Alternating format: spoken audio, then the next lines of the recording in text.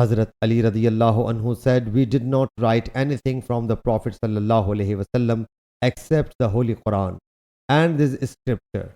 The Prophet sallallahu alaihi wasallam said, "Medina Munawwara is a sanctuary from such and such place to Air Mountain.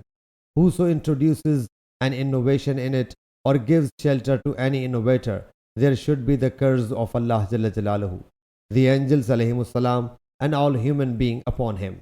Neither obligatory nor optional worship will be accepted from him." Granting a guarantee of protection by a Muslim is as if it had been granted by all whose fulfillment is a must for all.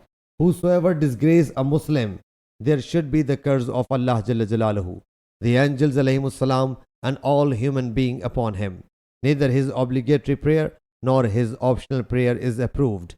And whosoever makes an alliance with the people without his master's permission, there should be the curse of Allah Jalla Jalaluhu, the angels, and all human being upon him.